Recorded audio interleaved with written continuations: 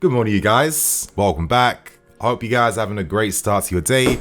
As you can see, I still got my nightgown on because it does take me a while to get into the flow of my day. You know, I definitely am feeling incredibly tired right now, and obviously this feels like the best thing to have on when I'm getting this video out for you guys.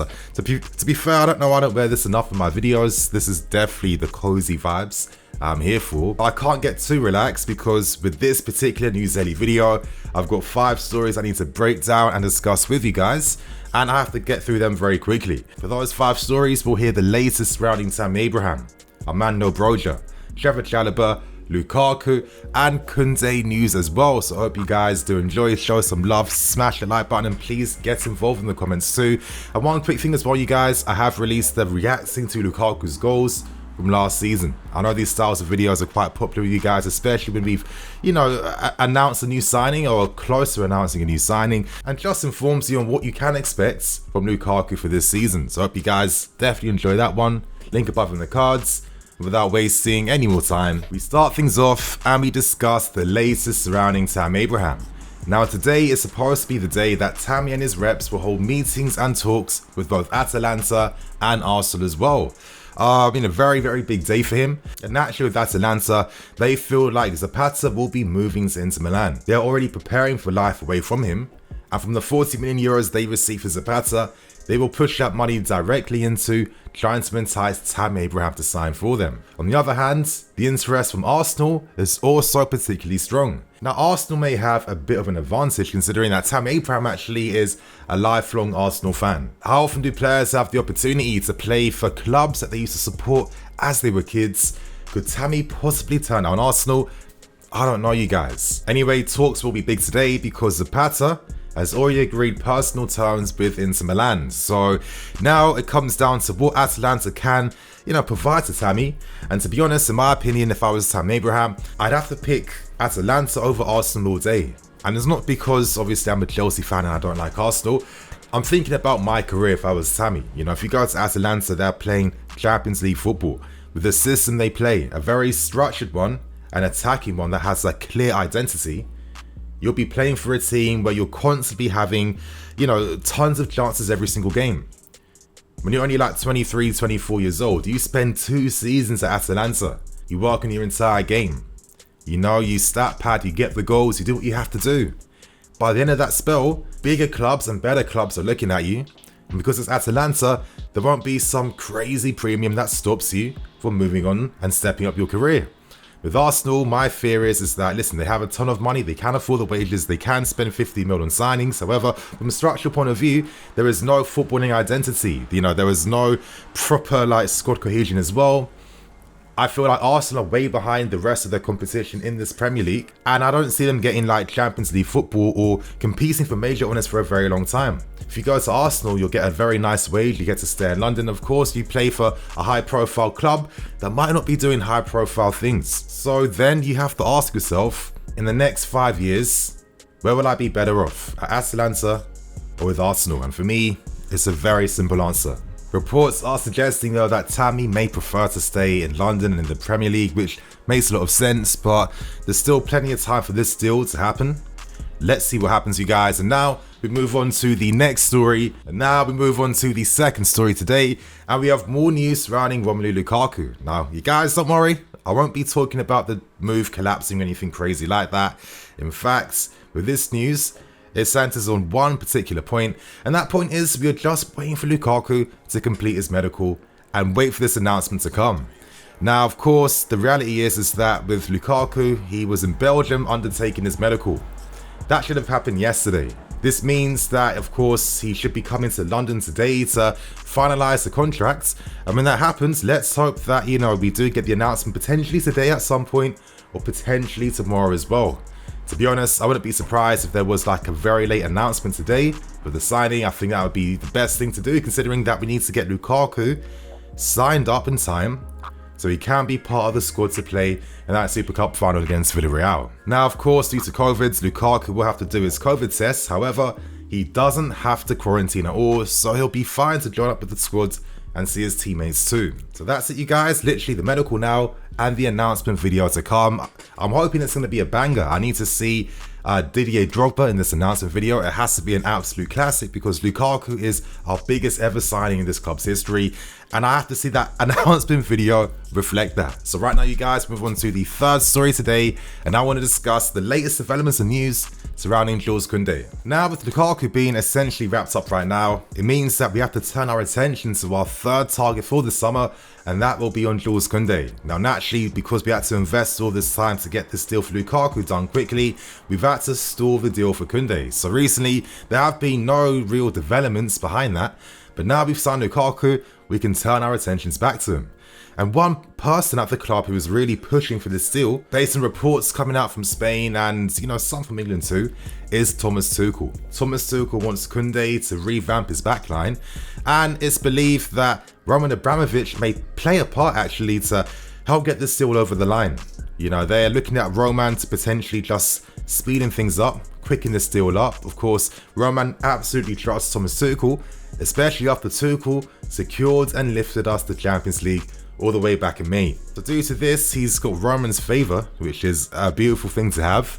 And let's hope that more developments now can push on, and this deal can get wrapped up pretty soon. For Roman, the future is important. Roman wants to have a squad and a team that is essentially future-proof. Young, talented, hungry, highly ambitious, a generation that is ready to compete year after year. And of course, by moving for Kounde, Kounde fits this model perfectly. He's at the perfect age, has incredible potential behind his name as well. He would fit in very well if we can get this deal done. Tuchel knows Kounde.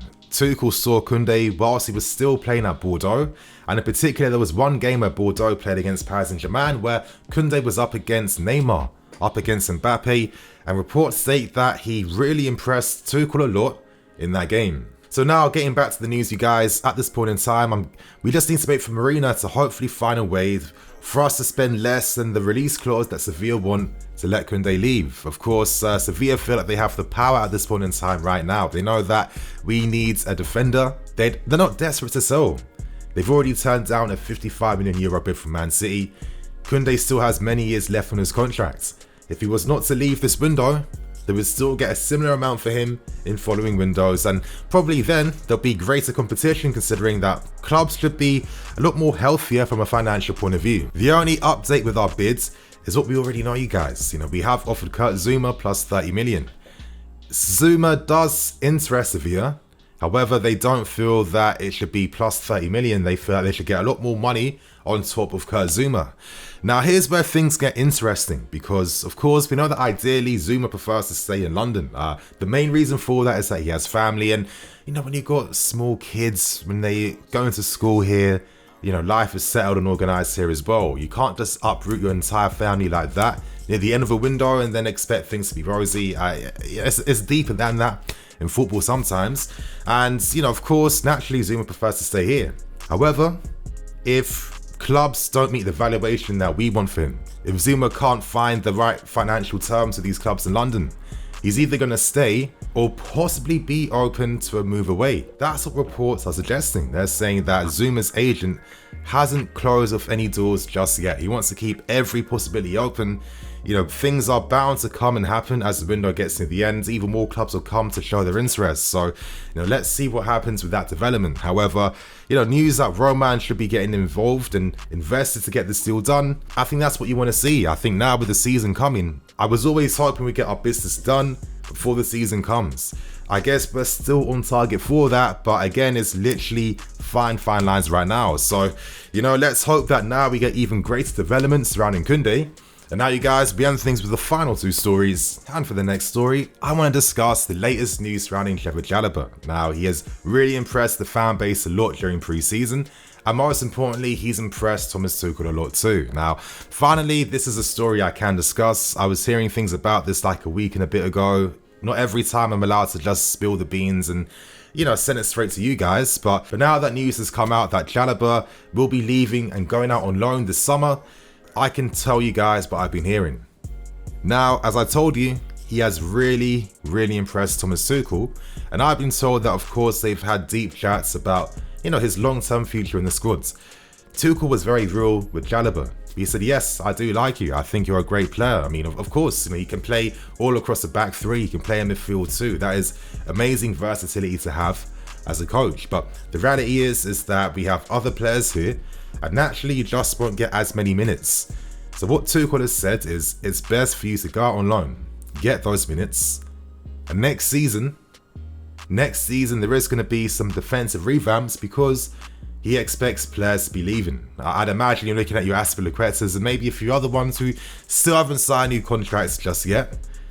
So if CHALOBAH waits, plays his cards right, has a great season, goes on loan to a great club too, he could have a place in the squads for next season. For me, this is great news.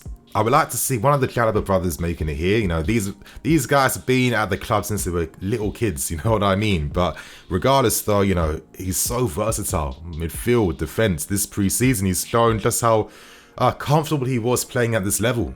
Very cool-headed. I thought he played that right centre-back role quite well. So many times he was comfortable breaking forward. He was comfortable breaking forward too to stop counter-attacks and close down his men as well. And playing out from the back too, he spread out. He was comfortable receiving. He moved the ball very quickly too. And he was very good and composed in his tackles as well. He had a good season at Lorient, especially the second half when he played more as a centre-back compared to a mid. But I guess now let's hope that he does get a good loan move to a good club. I think that's the most important thing right now. And I think CHALOBAH, is one of those guys that you can never really sleep on. And, I feel like I've been vindicated because for me, this was always a player I had higher hopes for compared to someone like a Ampadu, for example. So great news for him. And to end things with the final story, we turn our attentions to Armando BROJA because it seems like he is dead set on signing for Southampton on loan until the end of the season. Now, it's quite clear that Southampton must love our academy, or they must be extensively scouting them, because that's the third player they've taken from our club. Of course, they signed Simiu and they signed Livramento on permanent deals, so to get BROJA on loan potentially until the end of the season is another positive move. Reports say that Southampton are currently in advanced talks already to bring BROJA to St Mary's, and for me, this would be a great move, a very smart move. We know that recently BROJA just signed a 5-year contract extension. More minutes is desperately needed right now at this age. He's one of the youngest teenage forwards in Europe playing first team football for a club. And, it's nice to see him making that step up to the Premier League, where for me, signing for a Southampton team that likes to play with two strikers up front, that tells me that you're guaranteed to get good minutes in the team. A nice little bit of Livramento link up too, because I'm expecting Livramento to quickly find himself in that first team for Southampton. BROJA could be cooking and feasting with the goals for next season. It's nice because we can all keep an eye on him, see how he progresses and follow him very closely. But for me, this would be a great move to happen. Good luck to him. And you guys, on that note, I'm going to wrap things up and keep things moving. Thank you for watching. Please like, comment, subscribe. There's going to be more videos coming out for today, you guys. I'm telling you, when Lukaku gets officially announced, I've got the videos ready for you guys. So you stay up to date with everything behind the steel and what to expect. So on that note, I'm Nini FC. This is Blue Lines TV. I'll catch you guys later with some more videos. Cool.